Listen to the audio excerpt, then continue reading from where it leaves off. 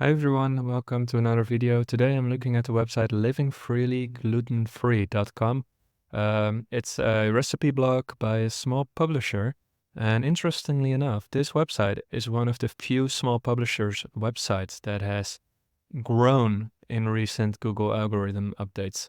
In fact, it has quadrupled in the September HCU update, which has crushed pretty much every other small publisher's websites.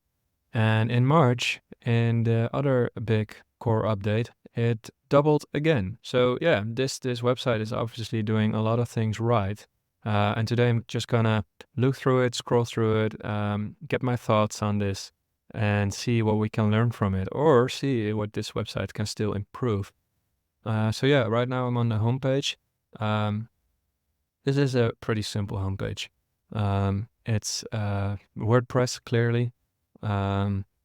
It's got these posts at the top. It doesn't say if these are the most popular posts. It doesn't say if these are the most recent posts. I don't know. The owner of this website probably chose these four to be on top all of the time. Probably the most popular posts, but it doesn't say so. So I have to guess. I would be more clear about that. But anyway, we're moving down. Here are the latest posts, which seem fine. This links to the category page, to all the recipe posts that are categorized as such. Then further down, you've got you've got a search function. Interesting. I do want to check. There's not a search function there's no search in your menu. So it feels weird to have this here hidden in a way. Oh, there it is. Never mind. That's fine. Yeah, so you've got summer barbecue category here. This button or this link goes to your breakfast category though, which I'm clicking it here, and this is indeed your breakfast category. What I do like about this though, even though it's clearly not the right category for the barbecue, these are not breakfasts. These are spare ribs. These are cakes. These are fried, I don't know, not breakfast anyway. And yet the link goes to your breakfast category, which is titled gluten-free breakfast IDs. Yeah. What I do like about this is that this ticks all of the boxes pretty much. You've got a title, you've got an introduction to your category, which is nice. And then you've got a list of posts that are under that category. You've got pagination here, so you've got like 4 times as many posts, which is a nice amount of posts for a category like this. You've got you right over here, which is nice. Call to action to one of your books. Okay. Social buttons. I do want to check these out later. Popular recipes. Okay. So related posts. Yep. Always good to link out to other posts at the bottom of your page to prevent people from exiting your website altogether. Another call to action, this time for your email newsletter. Recent posts. So another related post block. Okay. And there's the search function again. Okay. So yeah, one thing that stands out is, do you really need two separate related post blocks? Because you've got this one here, which to me looks a little better. It's popular post, and you've got recent post here, which is formatted a bit differently.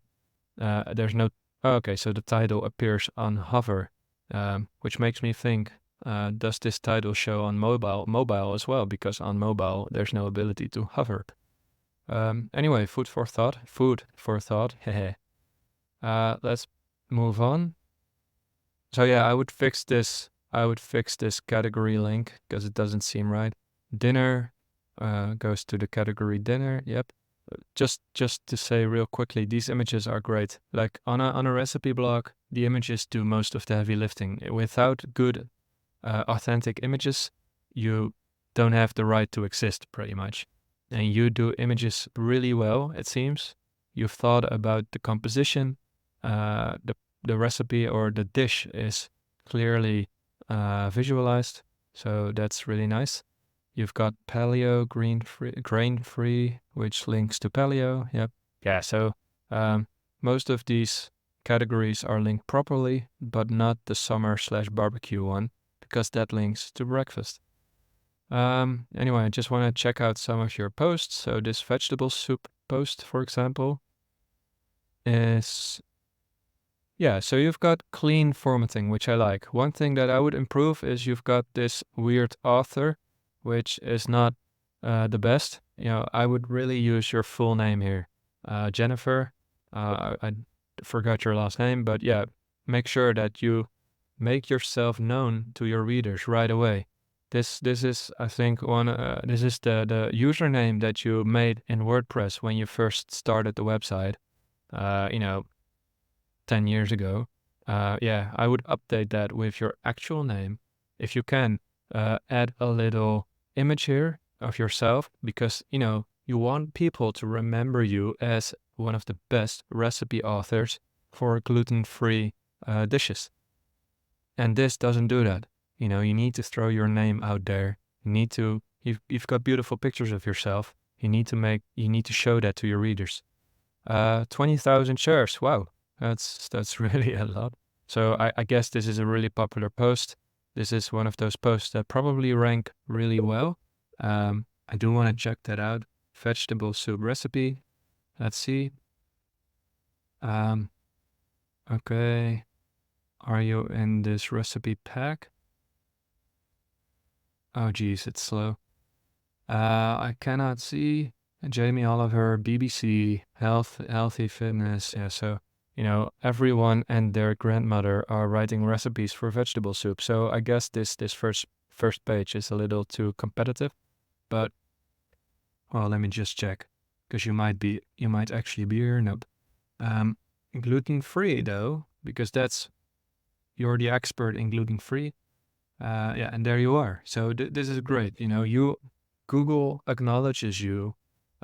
Google sees your expertise in gluten-free recipes, and you're ranking number 1 for a highly competitive keyword for gluten-free queries. So that is great.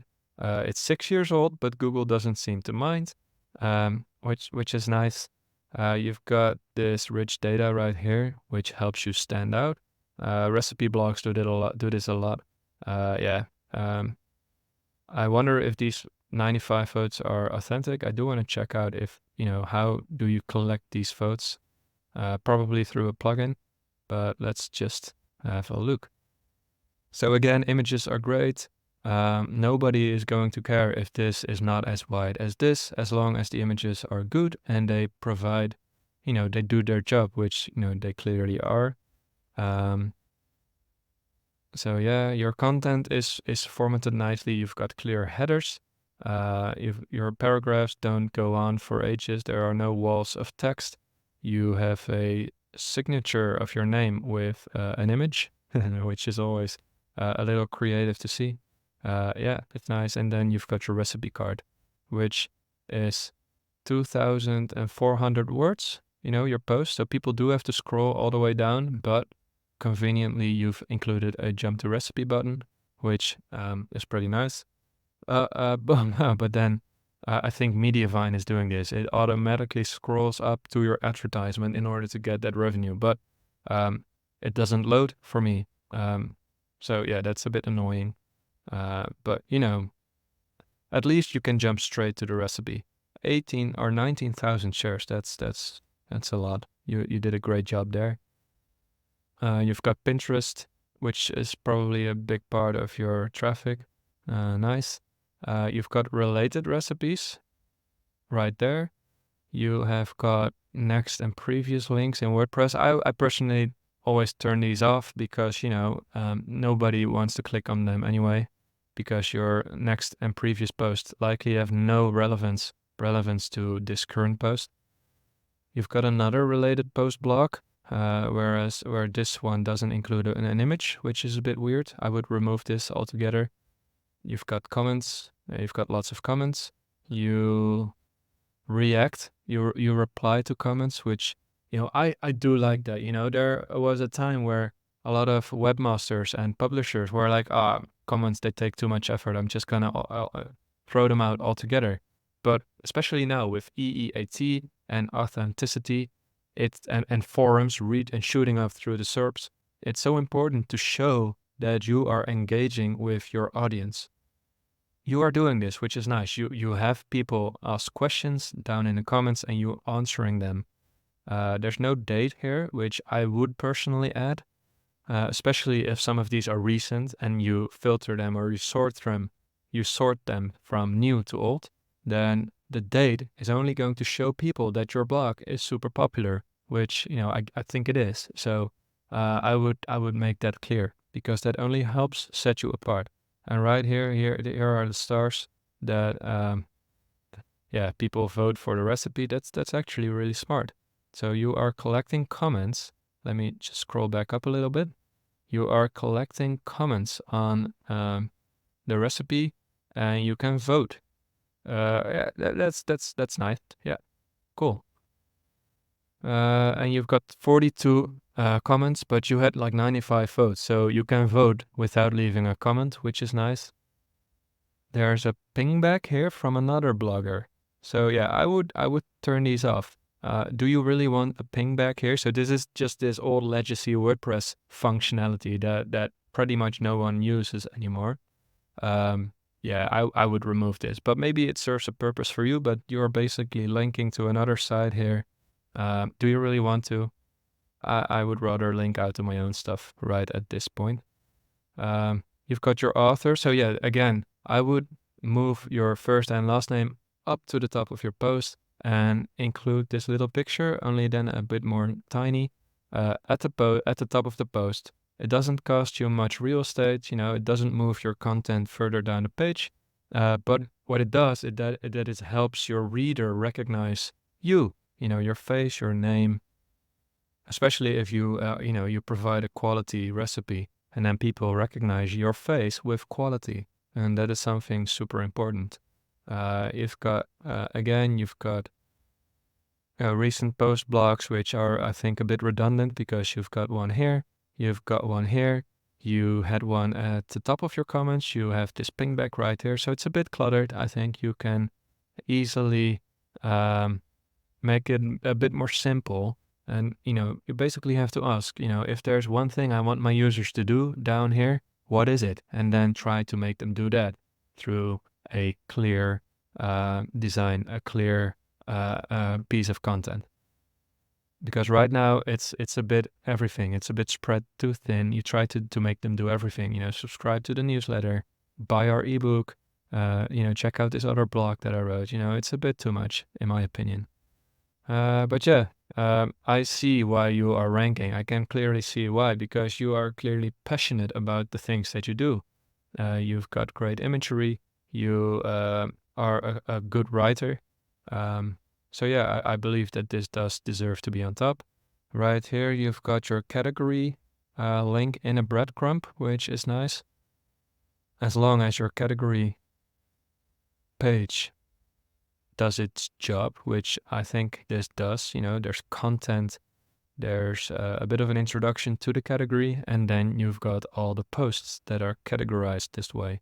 It doesn't have to be difficult. This is pretty much exactly what I would do as well.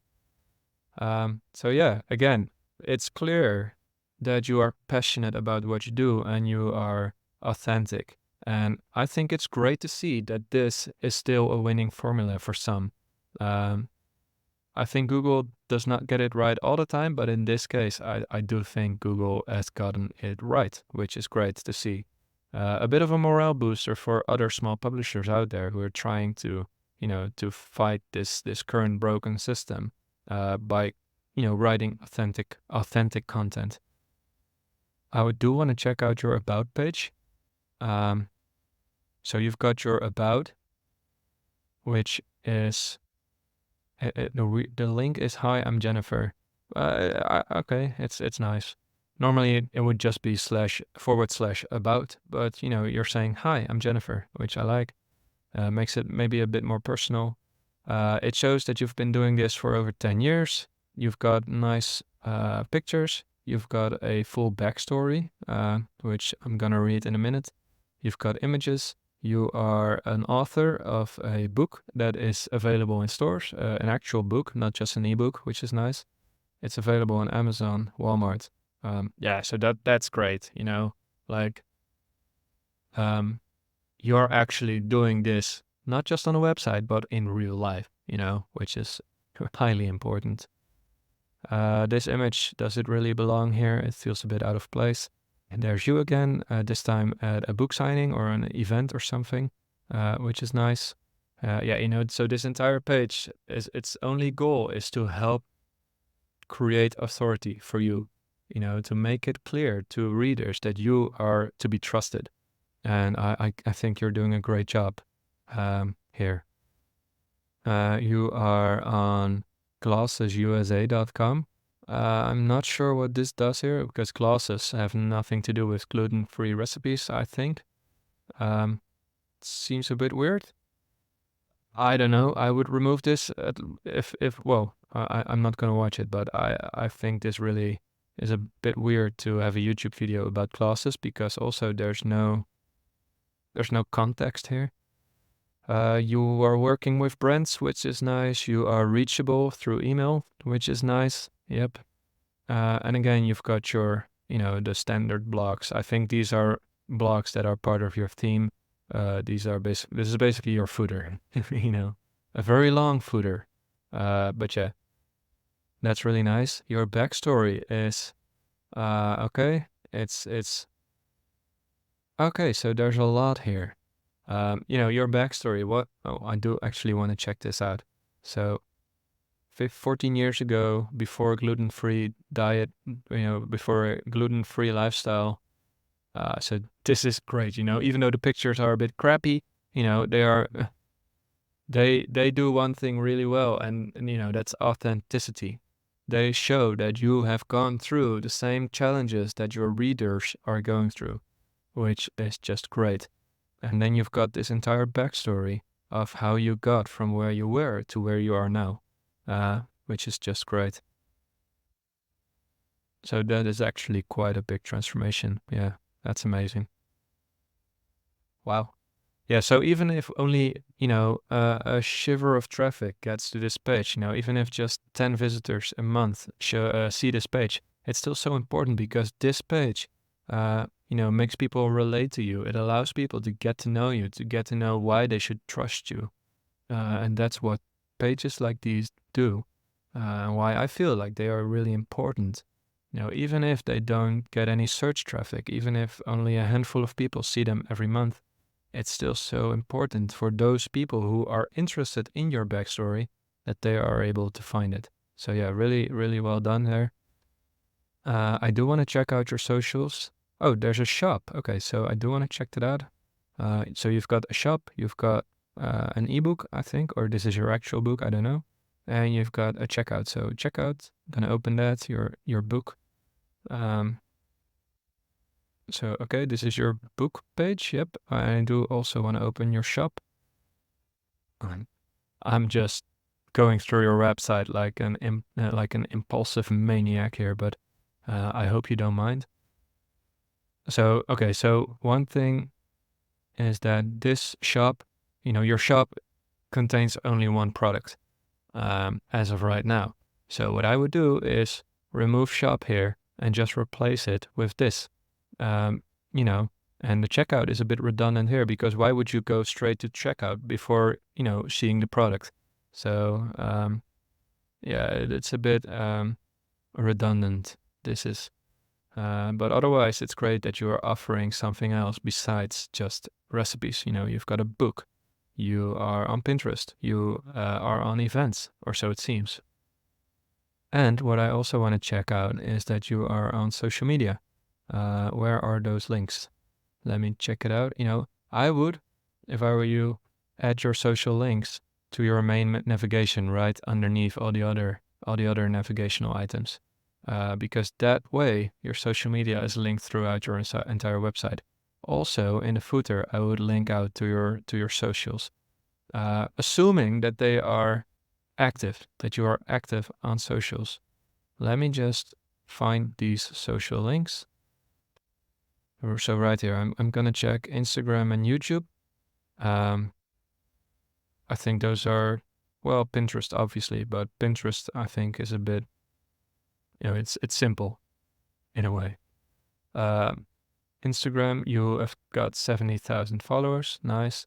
It seems that you're active. You've got reels. You have posts. You've got a nice style. Yeah, this is pretty nice. Let me just check out. Oh my lord, it is so. So yeah, this is recent. Not the best engagement, but with 70,000 followers, as your follower count grows, your engagement decreases. So it's not that weird. What I do like is that you are on Instagram, you're doing the work, even when this probably doesn't pay off, you're still doing the work because you are passionate about what you do, which is just really nice. And then you've got YouTube, which is inactive, or so it seems. Well, 106 videos, but the last one was a year ago. But yeah, of course, it doesn't hurt to have a YouTube with more content. Again, this helps create that authenticity that people might be looking for before they trust you. And here you are, you're talking about gluten-free stuff to your audience through a video, which is, scary as hell. And yet here you're doing it. So that's pretty nice. Yeah, so all in all, this, I think Google got it right. This website deserves to be rewarded for your effort. You've got good content, you've got great pictures, you're authentic, and you are clearly passionate about your work. And to me, as someone who browses the internet for gluten-free recipes, I don't. But if I would want to find your recipes rather than, a BBC or a Forbes or any other big publishers to which I am not able to build a relationship. So yeah, keep it up. I hope you enjoyed this video. If you do want your own website, if you want me to have a look at your own website, drop a comment down below and I might check it out. See you in the next one. Peace.